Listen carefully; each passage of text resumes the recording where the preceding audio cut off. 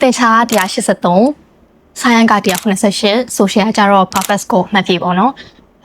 အားရကကြတော့180အိုးကိုအဲ့လိုမျိုးရမယ်လို့လည်းမထင်ခဲ့ဘူးပေါ့နော်အားလုံးပဲမင်္ဂလာပါရှင်ကျွန်မနာမည်ကတော့ဆုမြတ်စံကူလို့ခေါ်ပါတယ်ဒီ MEC မှာ foundation နဲ့ preparation ထိတက်ရောက်ခဲ့ရဖြစ်ပါတယ်ရှင်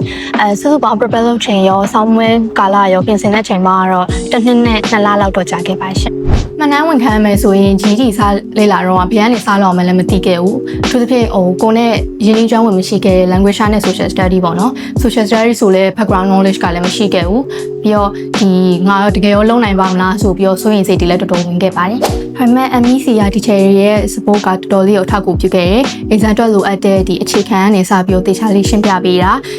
exam tips တွေပြီးတော့ time management ပြီးတော့ mock test တွေစတာတွေကိုလည်းတေချာလေးခိုက်လုပ်ပေးရကြအပြင်ခိုက်တောင်တက်ခေါ်စရာမလိုပဲဆောင်းမွေးဖြေဖို့အတွက်စိုးရိမ်စိတ်တော်တော်လေးလျော့သွားခဲ့ပါနောက်ပိုင်းမှာလည်းကိုယ့်အကို set study လည်းတေချာပြန်လုပ်နိုင်တာပြီးတော့မသိရရှိလည်း teacher တွေကျမရှိရဖြေခဲ့တဲ့ senior တွေတကယ်ချင်းတွေလည်းတေချာပြန်မိပါတယ်မသိရရှိရင်ပေါ့နော်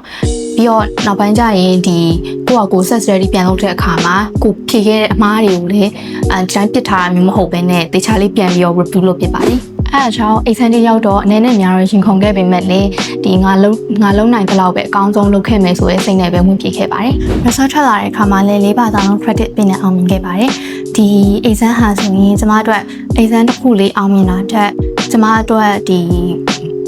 ငါလည်းလုံနိုင်တာပဲဆိုပြီးတော့တက်တည်ပြနိုင်တဲ့ confidence လေးတစ်ခုဖြစ်ပါတယ်နောက်ပြီးတော့ရှေ့ဆက်ရမယ့် career နဲ့ပညာရေးမှာဆိုရင်လည်း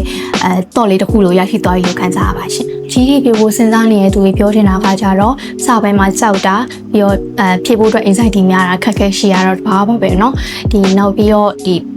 video ကြည့်နေတဲ့ပြပြမေမေတို့ပြောတင်တာကကြတော့GD နဲ့ပထမဆုံးစတွေ့ရဲ့ကလေးတွေအကုန်ကြီးပါအခက်ခဲနဲ့အခက်ခဲကိုစီရတော့ရှိကြတာပဲဒါပေမဲ့ကိုဘက်ကနေပြီးတော့စနစ်ကြနဲ့